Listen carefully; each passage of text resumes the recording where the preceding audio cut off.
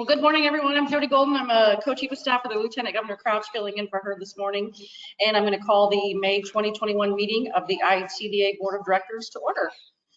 We're meeting telephonically today pursuant to the current health emergency and the Governor's Executive Orders 20-04 and 20-09. Since we are meeting telephonically, the procedures will be a little different from those we use during our regular board meetings. There will be an audio feed for the general public so that members of the public can listen to the meeting, and there will be an audio recording posted to IHCDA's website next month. At the time the motions are being made, each board member that makes a motion must state his or her first and last name for the record. I will now take a roll call of the board members to confirm who is present for the record. Andy Seward. Present. State Treasurer Kelly Mitchell. Here. Jude Midkiff. Here. Michael Schottmeyer. Present. Andy Place. Tom McGowan. Jacob Sipe. By proxy, he's here. He'll be here in a moment. Okay. Okay, well, we'll move on to the first item on the agenda, which is approval of the minutes from the April 22nd, 2021 board meeting. Any questions regarding the minutes? Madam Chair, I would like to state that you do have a quorum. Great, thank you. You're welcome.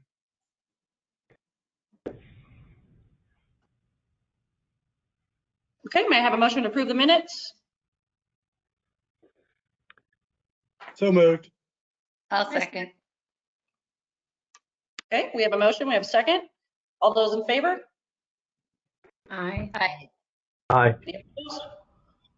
Okay, hearing no one opposed, the motion passes.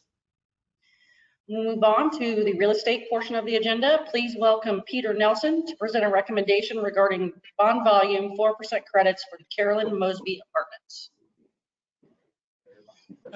Good morning, board.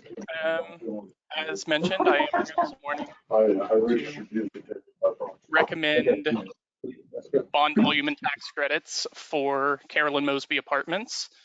This application was the 20th application received and reviewed in the 2020 bond round. I will make a note that this and my other recommendation this morning are the last applications in the 2020 bond round. It is a little unusual that we're still in May making recommendations for the previous bond year. But I think I mentioned a couple board meetings ago making a recommendation that we had some time to let bond applicants come back in and redo a little portion of their application as regards to the federal 4% fix, which would allow them to get more credits based on their eligible basis. So it wasn't a substantive change to any application or anything that we're doing in-house. It was just that federal legislation changing that kind of pushed applications so they were able to resubmit a little portion of that in like February or March. And I would say February to March or March to a May recommendation is certainly well on time on our normal review time, if not a little quicker, which is reasonable, seeing as we had most of the application prior to that. So that's why we're still making recommendations on the 2020 round into May. Just wanted to let the board be aware of that. But this application was reviewed. They're requesting $20,075,691 in bond volume. Sorry, that was the total development cost. I missed that. That was the total development cost. The bond volume they're requesting is a little less than half of that, $10 million, requesting $753,440 in tax credits, and they're requesting a development fund loan in the amount of $500,000. They're going to preserve 142 units of affordable housing. So this project is by Gorman and Company and the Northwest Indiana Development Corporation, that latter being the development arm of the Gary Housing Authority. So they're rehabbing an existing 142 unit building that is age restricted for those 55 and older in the city of Gary. It's in a pretty good location next to some major thoroughfares, so they'll be able to get in and about and around pretty easily. from the location. The project contains mostly 1-bedroom units, but there are a handful of 2-bedroom units as well. All units have project-based vouchers, so in addition to the low tax credit rents, all units and all tenants will have rental assistance, so that allows us to do some deeper income targeting. Rehab, pretty substantial rehab on the building. Exteriors will be improved to increase energy efficiency and prolong the building's life. Interior finishes will be updated. They're going to update common areas to increase and bring up to date the accessible standards. So it'll be more accessible for anyone experiencing disabilities. And they're gonna update electrical, plumbing, HVAC, all the big major systems in the building as well to bring those up to a good level and to prolong the life of the building and to make these viable for the life of the project. The application was reviewed according to the 2020-2021 qualified allocation plan, which it would have been under during which this was submitted. And we reviewed it and approved internally and are happily recommending the full amount of bond volume credits and the development fund loan for this project. I'm happy to take any questions on that. Anyone have any questions? Yeah. And I'm sorry, Peter, if you said, did you say this building is fully occupied now or not? Right now, I'd say it's like 85% occupied. And part of their relocation plan for doing the rehab in place is kind of keep that vacancy about the same. Maybe let it drop if it's 80. I think it was 85. They're going to let it drop to about 80 if people move out, just so they can move people around as they're doing the rehab, just to kind of keep everyone in place. And then once the building's finished, they'll lease it up so it's back to fully occupied. Okay, thank you. Any other questions for Peter? What's the timetable for the project to be completed? So we give projects 5 months after board approval to close on their loans, and then from there it's usually about a 2-year construction period, seeing as they're being funded in the summer, and they're not going to have that the entire year this year. I'd expect that to be about the time. After about that 2 years, they'll submit what we call a final application, and they'll be ready. They'll get their certificate of occupancy. Well, they already have that, but they'll be able to fully lease up and request their IRS forms to claim their credits. So really, it should be fully finished and ready to start claiming the official credits in about 2 years from now. Thank you. Okay, any other questions? If not, Peter, I think we're ready for your resolution. All right, staff respectfully requests the board approve the following resolution. Resolve that the board approve awarding $10 million in bond volume, $753,444 in annual LIHTC, and a $500,000 development fund loan to Carolyn Mosby LLC for Carolyn Mosby Apartments according to the terms of the 2020 AB application round as recommended by staff. Okay, board, we have a resolution. I'll entertain a motion.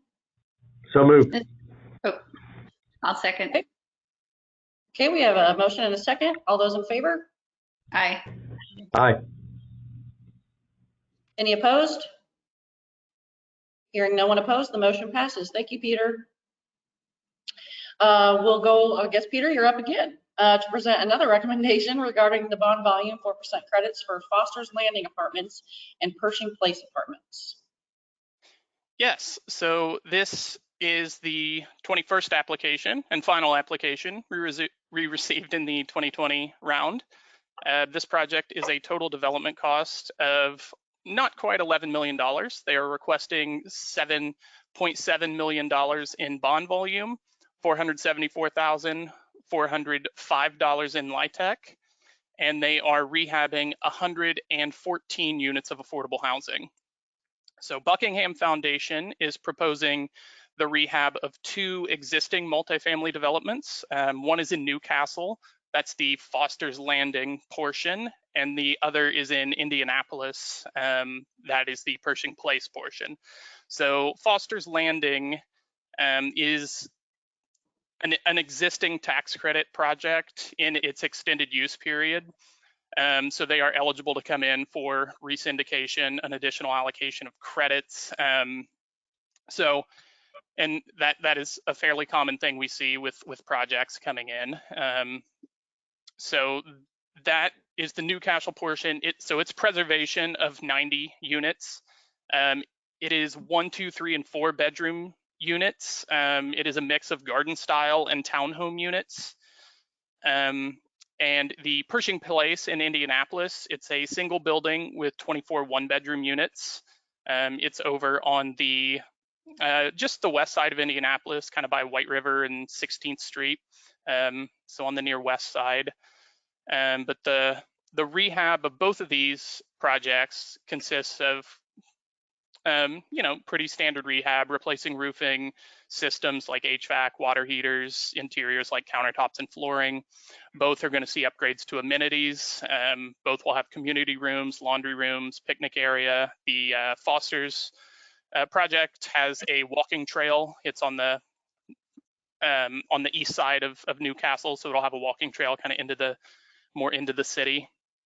But both are located like right next door to a transit stop, and so residents can get pretty much anything that they need to do, daily routine type stuff, grocery, banking, retail, by just getting on a bus right outside their building. So reviewing this, it also met the criteria of the 2020-2021 QAP, and we are happy to recommend the full allocation of bond volume and credits that they requested.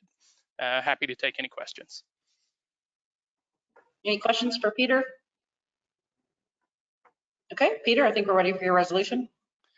Staff respectfully requests the board approve the following resolution. Resolved that the board approve awarding $7,700,000 in bond volume, $474,405 in annual LIHTC to Foster's Pershing LP for Foster's Landing Apartments and Pershing Place Apartments according to the terms of the 2020 AB application round as recommended by staff.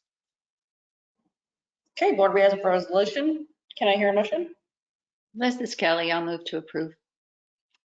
I'll Okay, we second. have a motion. June seconds. All those in favor? Aye. Aye. Aye. Any opposed? Hearing no one opposed, the motion passes. Thank you, Peter. Thank you. Okay, we'll move on to the finance portion of the agenda. Please welcome Rich Harcourt to present a bond recommendation for Bryn GHA LP, the Al Thomas redevelopment project.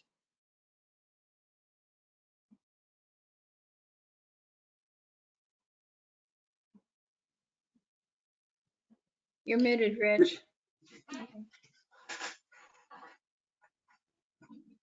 Well, I apologize. That was my best intro ever. Thanks, Gene. So good morning, board. This is a resolution that asks for approval to be the issuer for the Al Thomas redevelopment tax exempt financing as well as taxable piece. So this is a project that you all approved in the August 27th board meeting, and all this resolution is doing is asking for us to be for the authority to be the issuer. So it's from our standpoint, it's a $12 million tax exempt issue.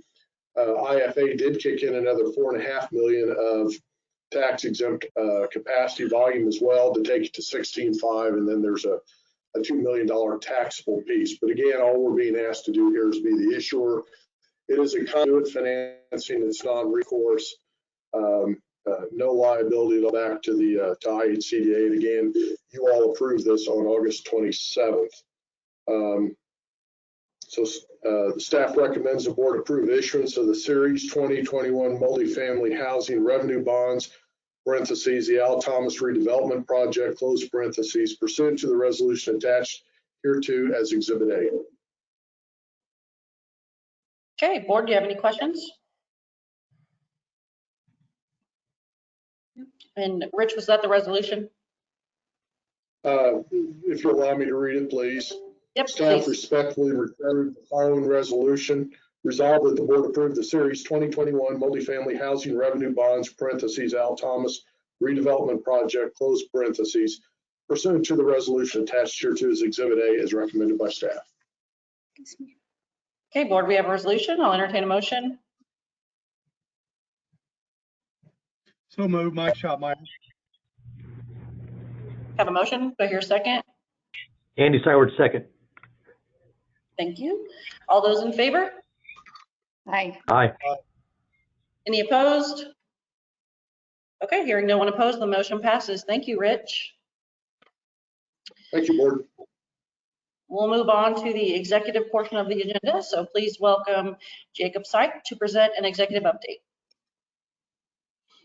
Good morning. Thank you for giving me an opportunity to give an update. It's nice to see everyone. So just a few items here I want to just provide an updates on. Number one, our single family homeownership volume remains really strong.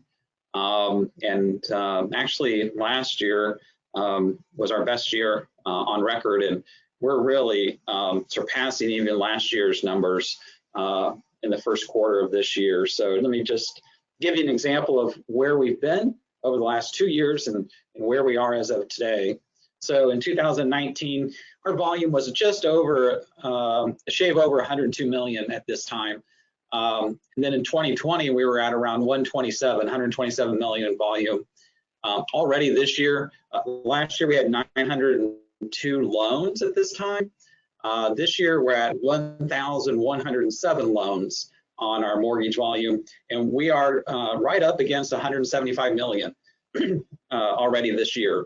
So we are outpacing last year's numbers by already 50 million in the first quarter. So I know our single family team's working really hard, and Rich is too, on keeping up with that level of volume that we're seeing on our mortgages, our single family products.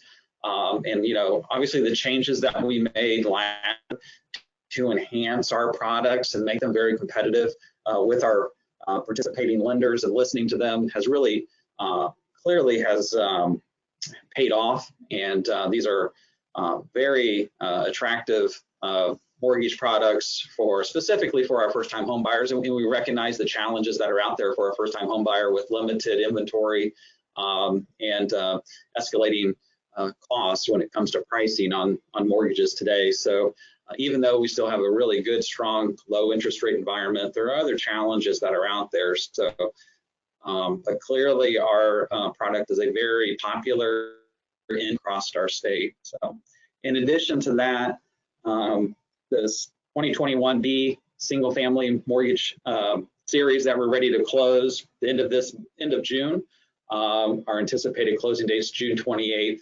And that's approximately going to be about 99 million of bond volume that we'll be closing on here at the end of the month. So again, that's a good representation of the strong single family market that's out there right now. So a couple other things I just want to mention.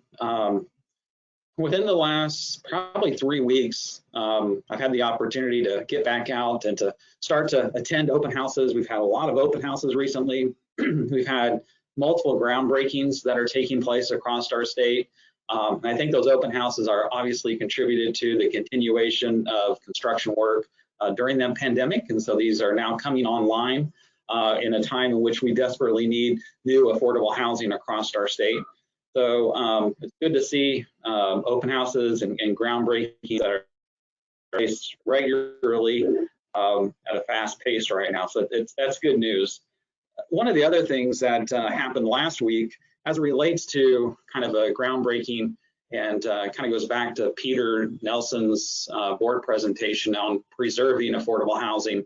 Back in December of 2018, we launched an initiative which is the largest initiative in our state's history to preserve existing USDA affordable housing that are located in our rural communities across our state.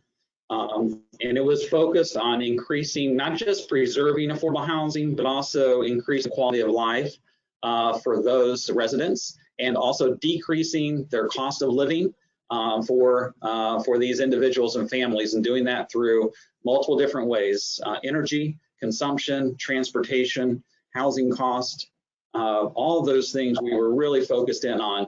And that's when we launched Moving Forward RD in a partnership with the United States Department of Agriculture. In order to bring this initiative together, we identified 3 developers to undertake this complex challenge that included innovative financing that was pairing our 9% credits and our 4% credits along with our multifamily bonds.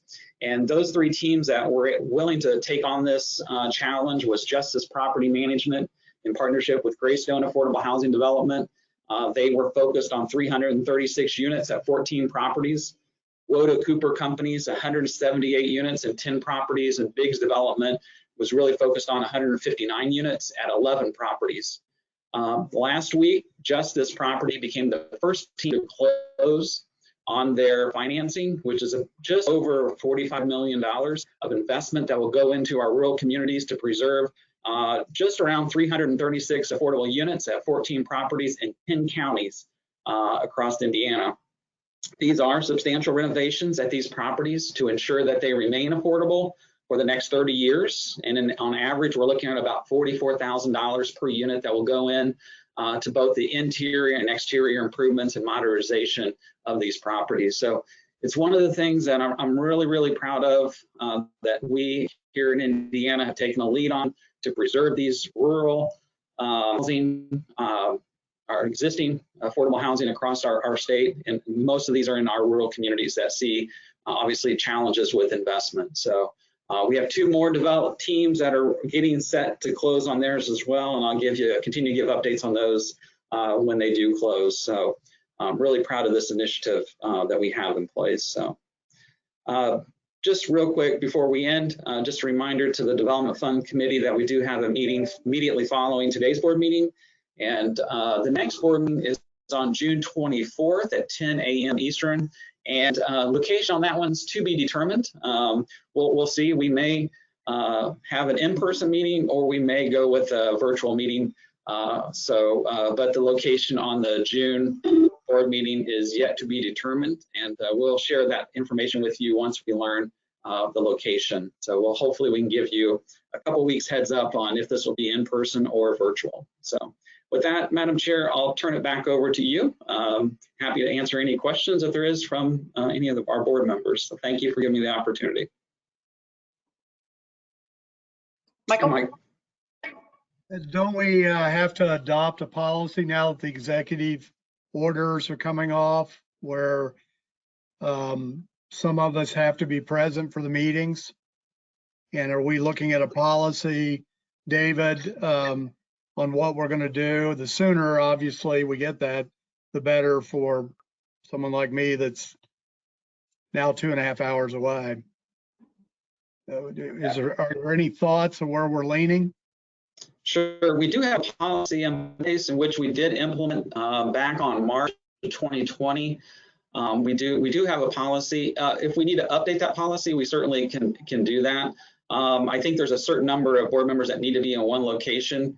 And once we move out of an emergency health order, but I'll let maybe Dave, if he wants to chime in a little bit more on some of the logistics behind that. And but yeah, we do have a policy in place that the board adopted that we will revert back to, but we obviously can make improvements to that if we need to. So. Sure, Jake. Yeah, current policy requires that at least 3 board members be at one location, and then the others can remote in. And the ones that do remote in, they are allowed to, obviously have full voting power, full voting rights, et cetera. I think the thinking behind it when the board originally thought about it, and some of you were there, was that it would probably be a situation where everyone either gathers at one of the board members' offices downtown, be it the LG or the treasurer or the finance director's office, and those 3 who are downtown gather there, then the rest would be able to phone in, and that would constitute a full meeting for us. we thought about that last year as we were getting ready to, have this COVID thing, and the board was forward thinking enough to go ahead and approve that.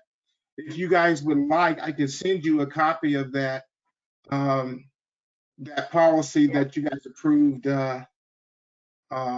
last year. I think what I'll do is I'll just do that anyway. I'll send you all a copy of that policy, and that way you have it in hand. But I mean, if I understand the law, once the executive orders come off, we also have to be present at so many meetings a year. So Andy and I, in particular, have to make the drive, and that needs to be coordinated for the three that's present. Now, there's three of you automatically. They're more or less, as you said, in the state government offices, but it's going to take a little bit of coordination between, June, it's less of an issue for you, but it is an issue for you too, that we need to be coordinated, at least the three of us civilians, Andy, June, and I. Well, the way it's currently written, each board member has to physically attend at least one meeting a year. So it's only one. So I thought the state statute required more than that. Is it just because we can adopt a policy to override that? well, no. See, here's the way that we're interpreting that. The state statute was put in place to help those who had no policy, who had no way of doing what we were already doing. And so, because our policy was already in place, what that does is that helps people who did not have the option that we have to do what they can do. Ours is already in place and already functioning at the time. Okay. Well, I'll coordinate offline with David with you on that. Sure. Okay, any other questions for Jake? If not, is there any other business to come before the board? Okay, may I have a motion to adjourn the meeting? So moved. Mike Schotmeyer. We have a motion, Second. we have a second. Okay, we have a second. All those in favor? Aye. Aye. Any opposed? All right, motion passes. This meeting is adjourned at 10:30 a.m. Thank you all. Thank you.